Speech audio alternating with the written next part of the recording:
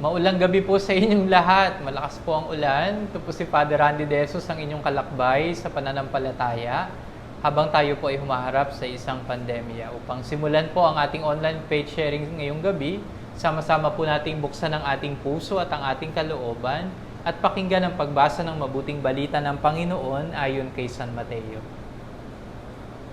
Sa ngalan ng Ama, ng Anak at ng Espiritu Santo. Amen.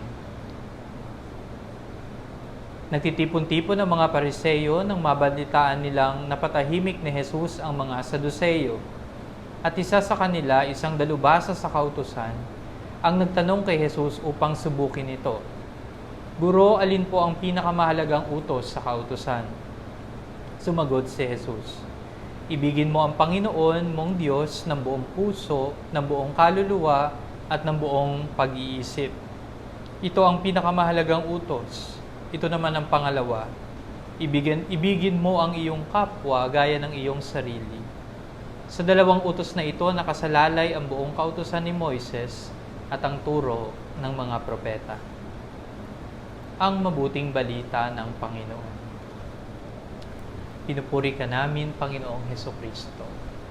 Sa linggo pong ito, binibigyang pansin ang dalawang mahalagang utos. Ito po ang buod ng 10 mahalagang utos na ipinahayag sa lumang tipan sa pamamagitan po ni Moises. At nang dumating si Jesus sa bagong tipan, kanya itong isinabuod sa diwa ng una, pagmamahal sa Diyos, at ikalawa, pagmamahal sa kapwa. Sabi nga po, hindi mapaghihiwalay ang dalawang ito. Bakit? Sapagkat ang pag-ibig sa kapwa ay pahayag ng pag-ibig sa Diyos. At kung tayo umiibig sa Diyos, dapat lamang din na tayo ay mayroong pag-ibig at pagmamalasakit sa ating kapwa. Ito daw po ang konkretong pahayag ng pagmamahal. Kung titingnan po natin, ang mga kautusan ay nararapat na maging pagpapahayag ng pag-ibig. Bakit? Sapagkat sa pag-ibig, nagagawang maghangad ng isang tao ng kabutihan hindi lang para sa kanyang sarili, kundi gayon din para sa kanyang kapwa. Sa pag-ibig po, mararanasan natin ang presensya ng Diyos, di po ba? Sabi nga, sa pagmamahal ng Diyos, naroroon natin patuloy at patuloy na matatagpuan kung paano ang mabuhay sa mundong ito. Sapagkat ang mabuhay ay ang umibig at ang umibig ay ang mabuhay. Bahagi na po ito ng ating pag-iral sa mundo. Nararamdaman po natin yung buhay at saysay ng buhay na ating tinataglay kapag nagmamahal tayo at ito ay sa diwa ng pag-aalay ng sarili, di po ba? Magulang sa pag-aaruga sa kanyang mga anak, mga mag-asawa sa pagsasakripisyo at pag-aalay ng sarili para sa ikatatatag ng samahan ng buhay mag-asawa o sa buhay po naming mga pari ang sambayanan na sa amin ay ipinagkatiwala o maging sa isang ordinaryong mamamayan na mayroong malasakit sa bayan at sa lipunan na kanyang kinabibilangan. May pag-aalay ng sarili, hindi makasarili, sapagkat ang taong nagmamahal ay yung kaya na magbigay ng kanyang sarili, maghangad ng mabuti para sa kanyang kapwa at sa sambayanan na kanyang kinabibilangan. Pangalawa, ang pag-ibig ay pahayag ng sakripisyo. Meron sanang para na sa atin, pero bibitawan natin para sa gayon ay higit natin na maipadama ang presensya ng Diyos sa mga taong nasa paligid natin.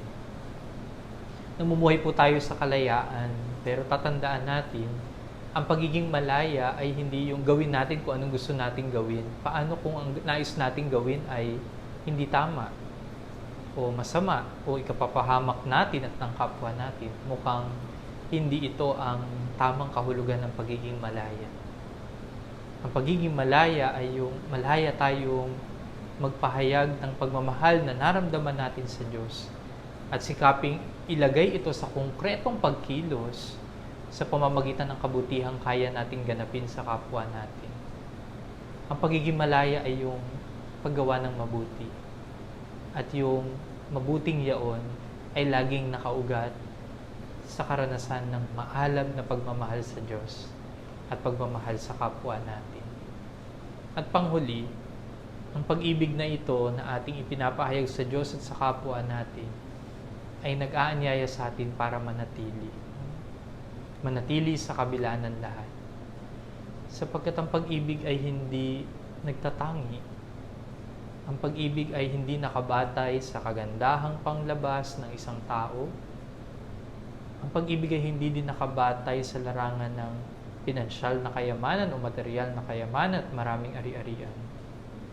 Ang pag-ibig ay yung laging paghahangad na manatili sa kabila ng lahat. Mahirap man, madali, may pagsubok man o wala, payapa man o may kaguluhan, may kaligayahan man o mayroong kalungkutan, handang manatili. At sa kahulihan, magagawa nating mahalin ng Diyos sa pamamagitan ng ating mahalab ding pagmamahal sa mga taong nasa paligid natin. Mga kapatid, lagi nating tatandaan ang pag-ibig na naranasan natin sa Diyos ang nagtutulak sa atin para mabuhay sa mundong ito.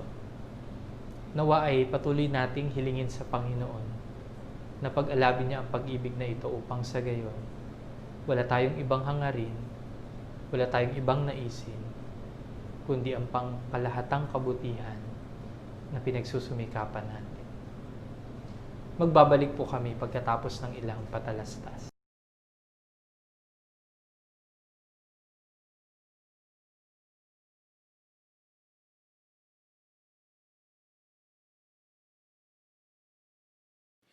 Hindi ka kailangang magbago kahit ito'y mas ibig ko. Hindi ka kailangang magsikap ng husto upang ika'y ibigin ko. Iniibig kita, manalig ka sana, ako'y kapiling mo, kahit ikaw pa may mapalayo.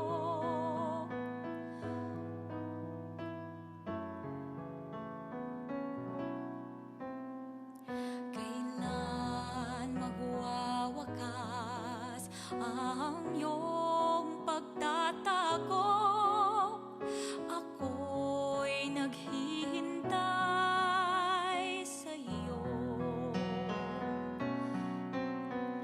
Lumapit ka lamang, ang puso ko'y hagkan. Pag-ibig mo'y walang hanggan.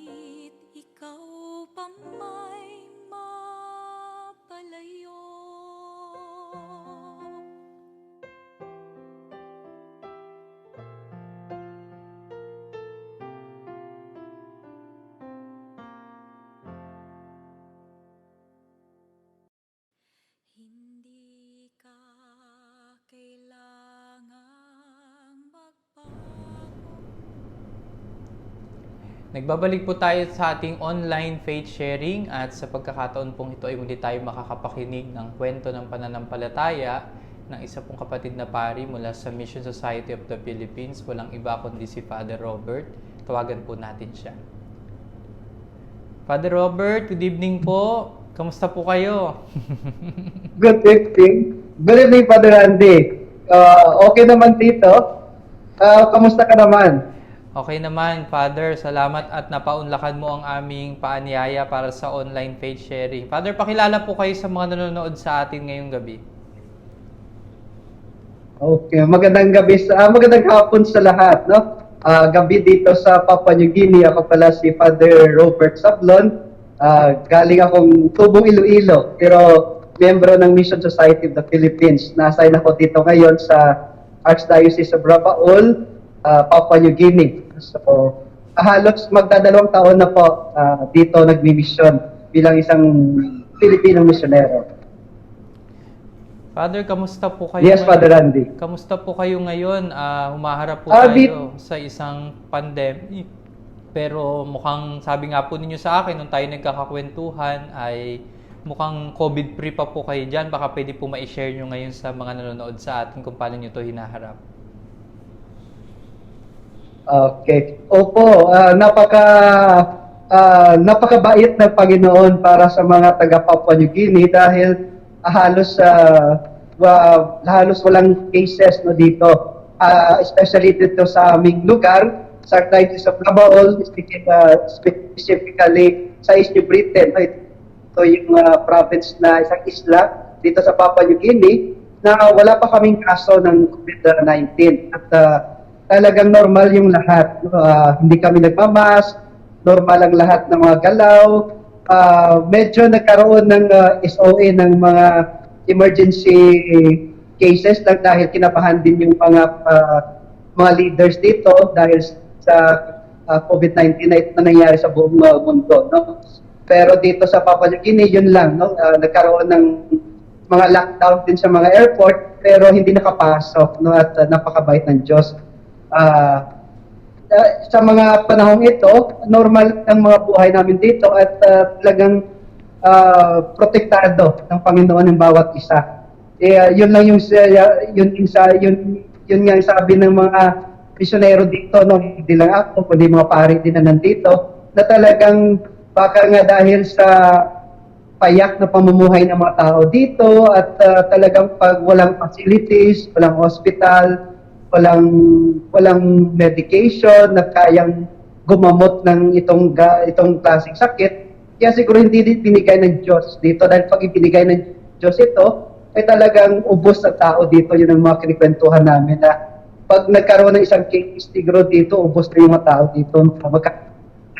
Hygienic wise, hindi rin sila ganun ka-aware no, sa mga hygiene nila. Mga tao dito, makakain lang, yun lang yung kanilang iniisip, no? Paano makakain isang araw, paano makasurvive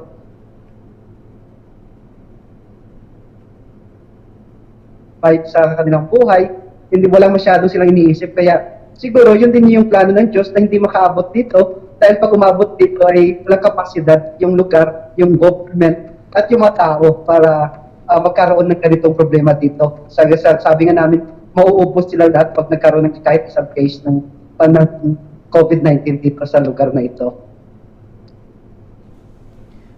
Father, yun po, Father Andy. nabanggit niyo po na 2 years na po kayo dyan. No? Kamusta naman po ang witnessing ninyo sa pananampalataya at syempre po ng mga tao dyan? Okay. So, sa experience ko sa 2 years, dahil sa simpleng buhay, talagang yung buong sakramento, no, lahat na sakramento, 7 sacraments, available sa lahat na tao at talagang napapractice yung pagiging isang pare. No, sabi nga is, kasi after ng ordination ko, ina-assign din ako sa Taiwan, halos 5 taon din doon. Wala pa akong bininyagan no, sa 5 taon ko na bilang 2 taon na seminarista, 3 taon bilang pare, di pa ako napag-witness ng binyag doon. Pero dito sa Papua New Guinea, ay talagang hinahanap bawat halos parang Pilipinas din, no? Bawat buwan, bawat linggo may binibinyagan ka At yung mga tao dito talagang uhaw na uhaw, no, sa misa, uhaw na uhaw sa sakramento ng confession, lalo na yung confession. No? So, yung 2 taon na pagiging isang misyonero, mahirap, no? Mahirap sa part ko bilang isang misyonero na Pinoy dahil lalo na sa cultural, no, sa enculturation, kailangan mo makibagay sa ibang lahi, puro itim sila dito, ikaw lang yung puti, sa pagkain nila, yung mga kinakain nila, ibang-iba sa mga kinakain natin, yung walang bigas, kahit halos kakainin mo lagi, saging, kabote,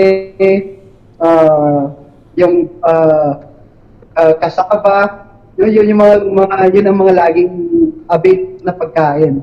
At wala kami sa part ko, wala akong access lagi sa city, no, na pag mag-travel ako going to city to buy food for my supplement, halos isang buwan, isang beses lang. So mahirap, pero yung consolation lang doon is yung mga tao na tinuturuan mo dahil gusto nilang matuto, gusto nilang maging malapit sa Diyos, ay talagang nakikinig at kung ano yung tinuturo mo, yung pastoral activities, pastoral plans, talagang na-implement mo sa kanila dahil yung may uhaw na uhaw sila, no, sa salita ng Diyos, uhaw na uhaw sila sa pag-receive ng communion. Kasi nung dumating ako dito, specifically sa parokya na ngayon na-assign ako, ay wala silang everyday mass. No? Pinupuntahan na sila ng pare kada linggo, minsan sa isang buwan, isang beses na nasa buwan na pupuntahan sila. So ngayon na may pasariling pare na sila, everyday kami nagmimisa, tuwang-tuwa sila. No? Noon, nagsimula ako, mga 20 lang nakatao ang nagsisimba. Ngayon, hanggang naging 200, naging 300. Ngayon, naging 2 misa na. No? Hindi na kaya ng isang schedule. Kaya naging 2 schedule na sa aming pare sa parokya yung misa namin dahil halos lahat na pininyagan ay nagsisimba na. So yun lang yung consolation na nabibigay sa akin ng Panginoon na bilang isang misyonero natutupad mo yung pagiging isang alagad ng Diyos na mapalapit sila sa Kanya. At siguro yun yung isa sa mga bagay na pinapasalamat ko sa Diyos na dahil kahit mahirap na mga challenges dahil nag-iisa ka kalungkutan sa parokya dahil after ng mag-iisa ka sa kumbento, iba yung lahi na kasama mo. Pero yung consolation lang is nakikita mo yung mga tao na sila mismo ay lumalago sa pananampalataya at lumalapit sa Panginoon, lalo't lumalapit sila sa Panginoon. At naging madasalin dahil makikita mo araw-araw may nagpupunta sa simbahan na, may nagdadasal na, kadalasan yung mga youth na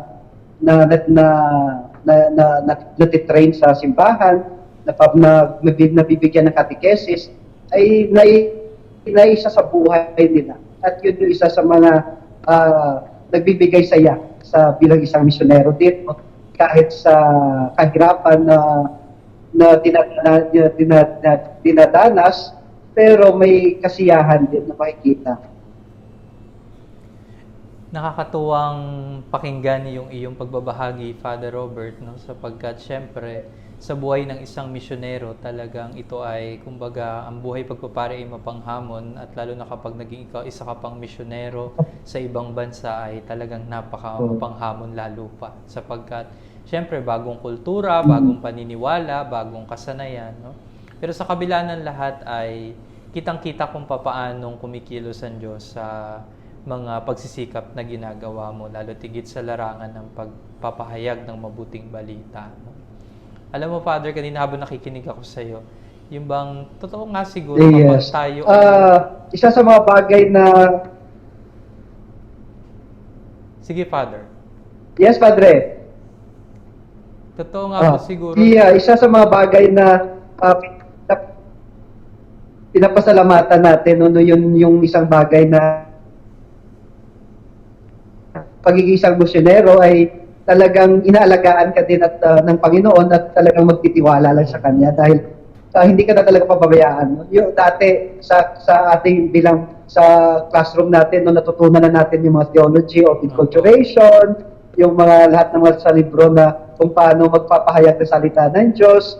Pero pag nandito ka sa talaga sa lugar na masyadong payak yung pamumuhay ng mga tao, ay talagang makikita mo na yung salita ng Diyos ay nagiging buhay sa mga tao. No?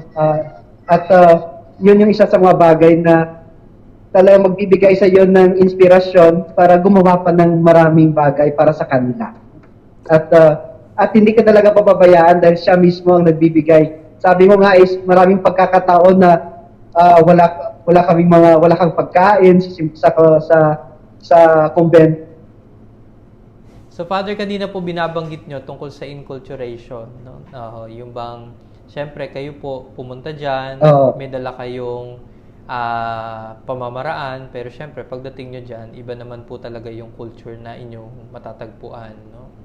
Mula po sa ganung karanasan, Father, napansin ko nito mga nagdaan yung mga post nyo, no? Lalo na po ako, very touching and inspiring yung nakita ko yung ano po ba yung first communion o baptism na bata? Parang first communion ba yun, Father? First communion. Pwedeng ma-share mo yun, Father, sa amin. Opo, yun yung isang napakaganda pa kahit ako mismo na napaiyak lalo. Halos hindi ko maintindihan kung bakit talagang touch ako sa storya ng bata. No, na yung bata na gusto niyang mag-receive ng Holy Communion. At itong bata na ito, noon, nung nagbibigay na ako ng communion, 21 sila na nag-receive. No? At itong isang bata, kakaiba dahil umiiyak siya nung habang sinusubok ko sa kanya yung body ni Christ, no, ng katawan ni Kristo. At doon ko na, after the Mass, tinanong ko yung katekista bakit nangyari na umiiyak siya? Anong nangyari? May problema ba? At ang nagsabi ng katekista is, sa kaniyang pamilya pala, lahat ng miyembro ng pamilya, pumunta na sa local church, no, yung ibang grupo ng religion dito. May tatawag ng mga local church. So, halos lahat, yung nanay, tatay, yung dalawang kapatid, siya na lang mismo naiwan bilang Katoliko. At gusto ng tatay niya na maging sumapi din sa kanila. Pero ayaw niya, gusto niya pa rin na maging Katoliko. Kaya gusto niya mag-receive ng Holy Communion. So, nung nag-receive siya, umiiyak siya dahil a day before ng kanyang pag-receive ay talagang sinaktan siya ng kanyang tatay. No? Ayaw siya pa-attendin, mag-attend ng Holy Communion. Pero pinilit niya na makapag-attend, na mapilit niyang tatay niyang nanay niya na hayaan siya mag-attend at mag-receive ng First Communion. Kaya sinaktan siya ng tatay niya. Makita mo talaga na may mga galos pa siya dito sa kamay niya dahil may maliit na stick na talagang hinampas sa kanya halos ilang beses at makita mo dito sa kanya. Kaya yung picture hindi ko pinicturean siya na nakatalikod siya dahil talagang sinuntok siya ng tatay niya. Kaya gustong tatay niya wag siya mag-attend ng First Communion. Pero pinilit niya ng umaga na makapag-attend pa rin. Kaya sabi niya, sabi ng katekista, halos ang buhay niya, ibinigay niya, he is near to death just to receive Jesus Christ. Kaya doon ako din na-touch sa pananampalataya niya. Tinuruan niya kung paano ipaglaban yung pananampalataya, ipaglaban si Kristo. He just grade 6. No? So it's mga 11 years old. No? So parang 11 years old, kaya niyang ipaglaban yung pananampalataya niya, kaya niyang ipaglaban yung relasyon niya kay Kristo. Pero kung minsan ako nakakalimutan ko, kahit simpleng dasal, kung minsan nakakalimutan ko. Kaya isa rin sa mga nagbigay sa akin ng parang inspirasyon, no? At talagang pinukaw niya yung aking pananampalataya din na kung itong isa 11 years old na bata, kaya niya ipaglaban yung pananampalataya niya. Ako mismo na pari na, kung minsan, nakakalimutan ko pa si Kristo. No? May mga time na pag marami ka nang ginagawa, o minsan, Lord, hindi ko na magdadasal, magagawin ko na lang ito. Pero, naging alibay na lang kung minsan. No? So, naging inspirasyon ko yung bata na talagang halos sa buhay no, ng bilang isang misyonero, bilang pare, na kung itong bata na to, kaya niya paglaban Kristo, ako pa kaya na pare na. So, napaka-challenging no, yung experience na yun. It happened only last Sunday. No? At yun yung isa sa mga bagay na naging inspirasyon ko ngayon. Hanggang ngayon, nasa dyan pa rin ako sa experience sa experience na yun na hindi ko pa rin, halos kung minsan nagdadasal ako, naiisip ko pa rin siya, na-include ko siya sa prayer ko na sana ay mabigyan siya ng lakas, no, na baka siya pa maging instrument para maibalik yung kanyang pamilya bilang Katoliko, bilang sa pananampalataya natin. Yes, Father Randy. Naalala ko lamang yung sa gospel, no, yung inaawat na mga alagad, yung mga bata na lumapit kay Jesus, no? Pero sabi ni Jesus, huwag silang pigilan, no? Hayaan silang lumapit sa Kanya, no? Yung ganitong kwento ng witnessing o pagsaksi ng isang bata sa pananampalataya ay isang napakagandang paalala sa bawat isa sa atin. At sa inyo po mga nanonood ngayon, na talagang yung pagpapahalaga at lalim ng ating pananampalataya sa Diyos ay nagdadala sa atin patungo sa katatagan sa buhay. Lalo na po sa kasalukuyan na ang dami pong mga hamon at pagsubok na hinaharap natin. Kung mapapansin po natin, yung kwento na ibinabahagi sa atin ni Father Robert ay nakamamangha at hindi ito pangkaraniwan. Pero sa totoo lang, may kabilang mukha ang ating hinaharap sa kasalukuyan. No?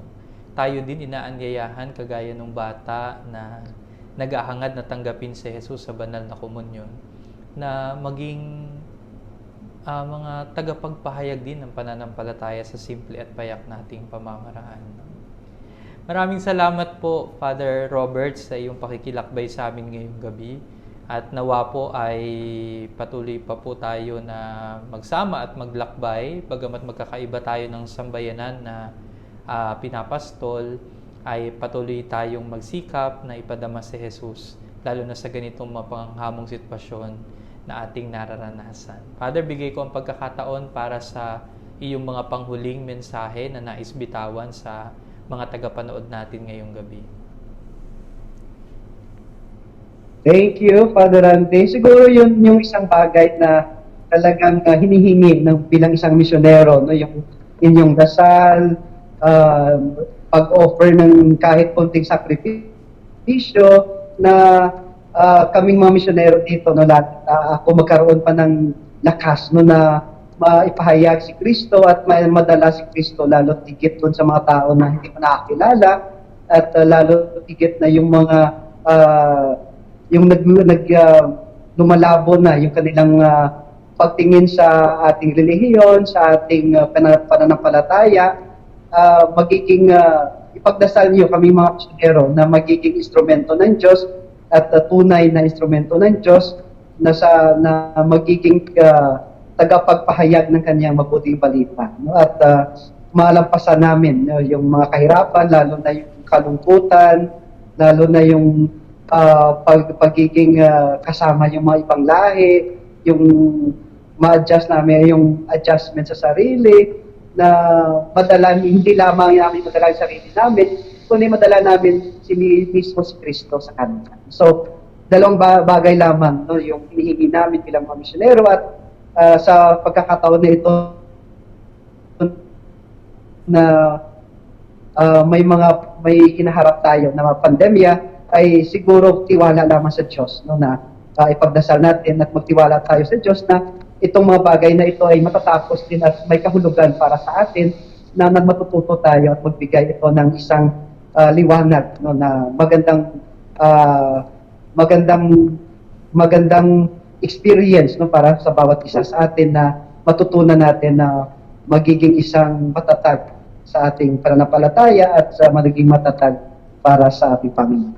So, ipagdasal niyo kami mga misyonero para lalo tigit na magampanan namin yung aming mga gawain bilang isang misyonero na tagapagpahayag ng Diyos, especially kami mga MSP, in a way na madala namin yung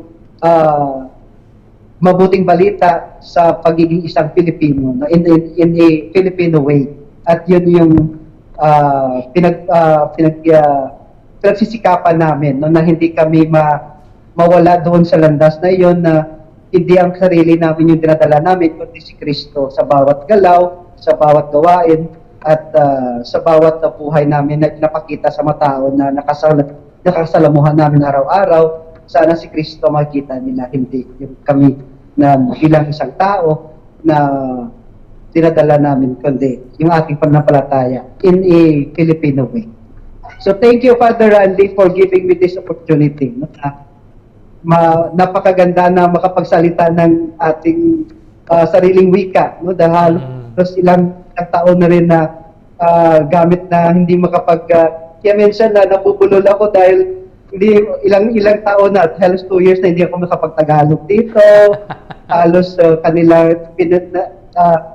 isang kahirapan ko din yun na kailangan matututo ako sa kanilang language. Kaya hindi ako as possible, hindi ako nakapag-chat sa mga kababayan natin dyan, at mahina talaga yung signal dito. Kaya yung opportunity din na makapag-usap sa ganitong pagkakataon ay napakaganda sa akin at nagiging isang inspirasyon at nagbibigay lakas sa akin na ipagpatuloy ang misyon na ito.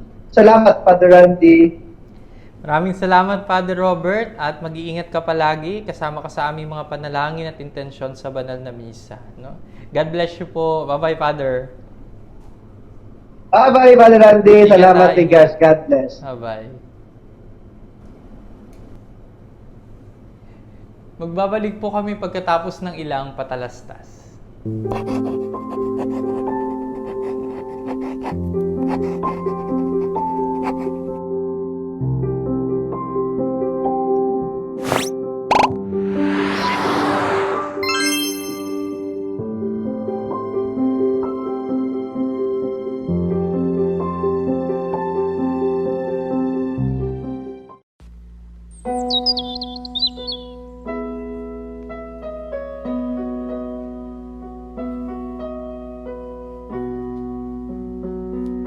Isa,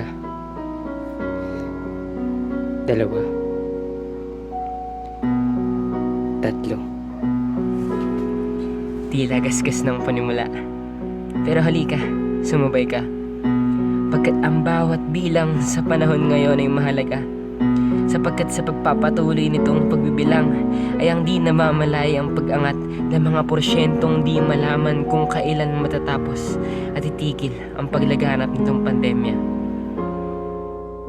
Andyan siya, bilang sila. Patuloy na lumalaban,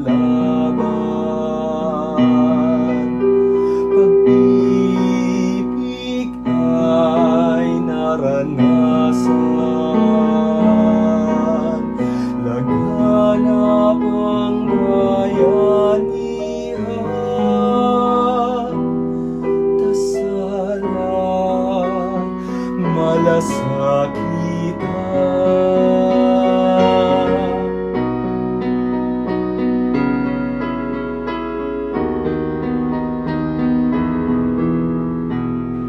Di ba magulo? Tila lahat ay di makasunod sa bilis ng mga pangyayari na iwan kang ugod-ugod. Pero palagi mong pakatandaan na sa pagsabay mo sa ating pagbibilang ay may kalakip na mga numerong pwede mong tawagan. Hayaan mong anyayahan ka niya gamit-gamit ang mga taong akay-akay ka, hindi para lumubog, bagkus makabangon ka, hindi papalayo, ngunit papalapit sa ating Ama. Nanay na silayan sa yugto ng kadiliman, tumaloy ang kabutihan upang magbigay kagalingan.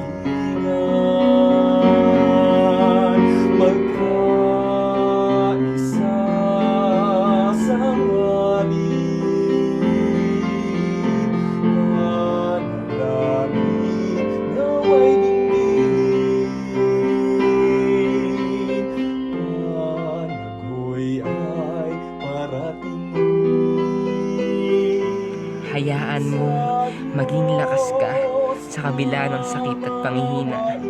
Pataas man ng pataas ang mga taong nawawala, ikaw ang maging isa. O mapadalawa, siguro 3. Basta't sa sarili magsimula ang bilang ng bilang 1, 2, 3, kundi milyong-milyong mananampalataya.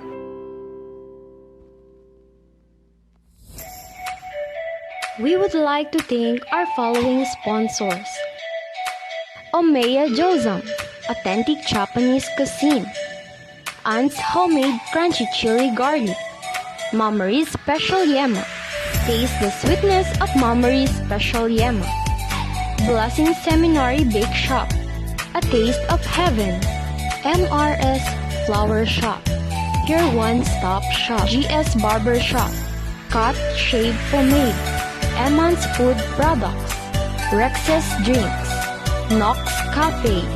Grace S. Ramos Furniture House of Decor. Talieres de Magdala. KKK Tapsihan. Luisa and San Bake Shop. Place Hook Computer and Printing Services. Express City Tours. Travel Services. Thank you for supporting our social media ministry. God bless you.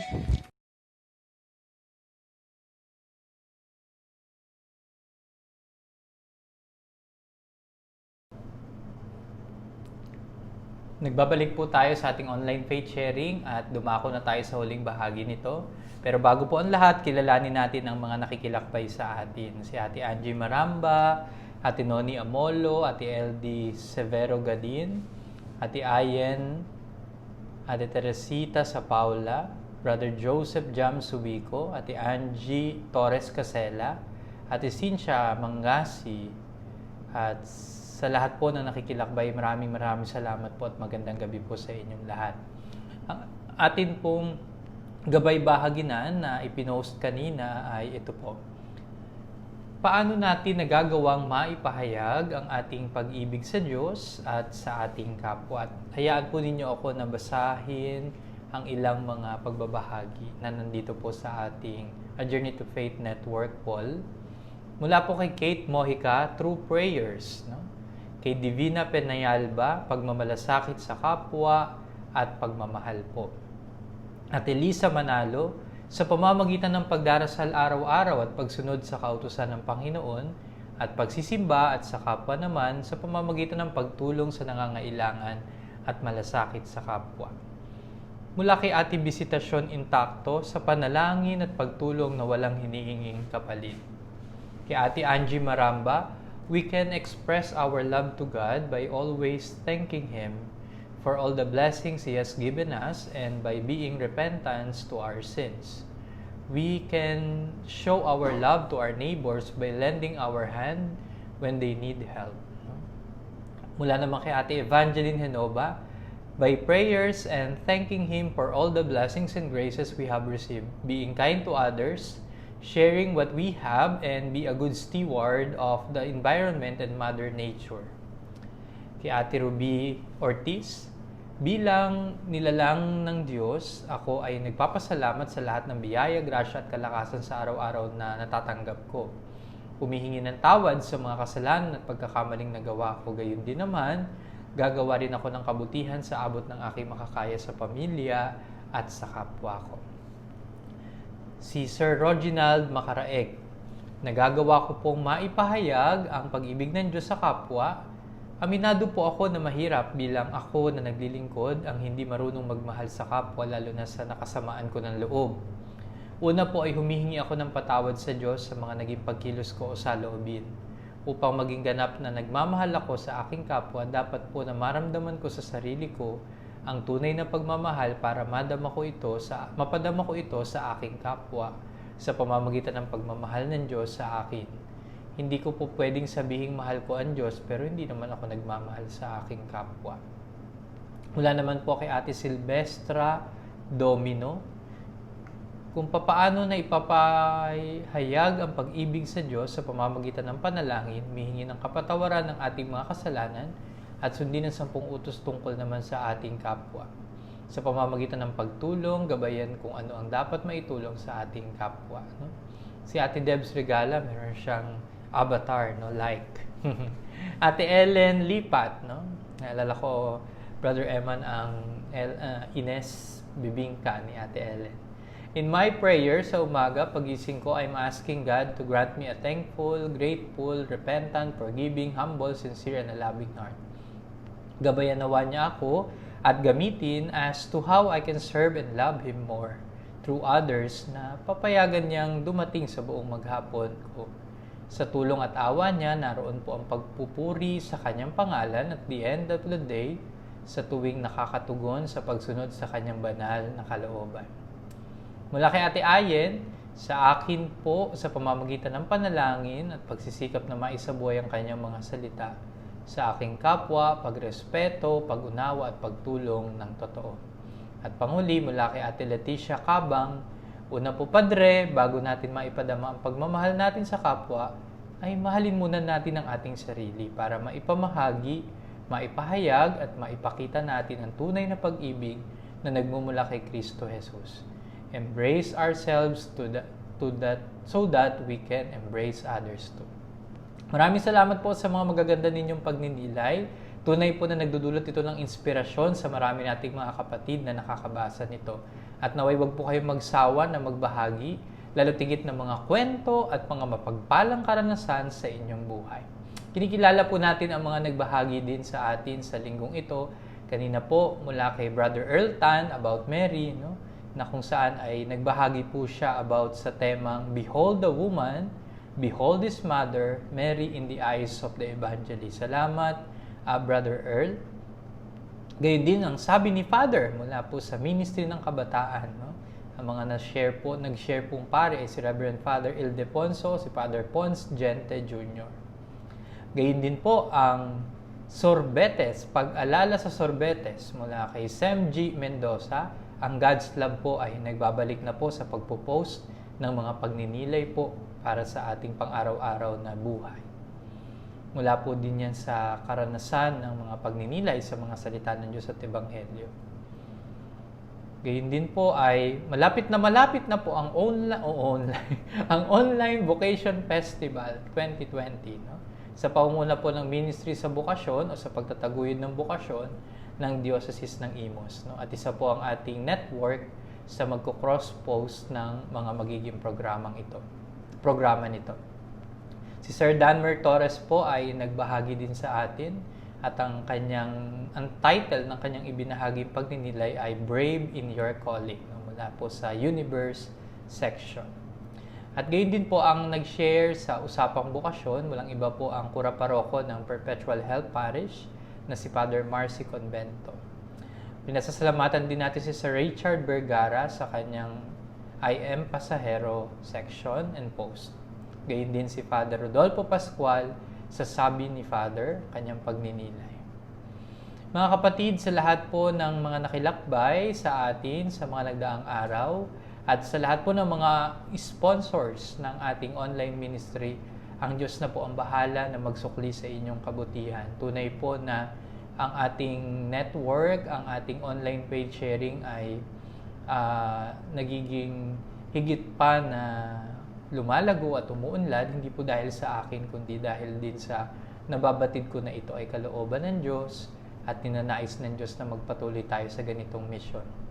Kaya mahalaga po ang inyong suporta, pakikilakbay at pagtulong po upang patuloy na magkaroon ng katuparan ang pagbabahaginan sa pananampalataya, lalo na po sa panahong ito na mayroong pandemya. Tapusin po natin ang ating bahaginan sa pamamagitan ng ating sama-samang pananalangin. Damhin po natin ang katahimikan ng gabing ito, tumigil na po ang ulan, payapa na ang kapaligiran. Sa ngalan ng Ama, ng Anak at ng Espiritu Santo. Amen. Mapagmahal na Ama, nagpapasalamat kami sa panibagong pagkakataon na nagawa naming maipahayag ang aming pananampalataya sa kabila ng mga limitadong karanasan na aming nararanasan sa kasalukuyan.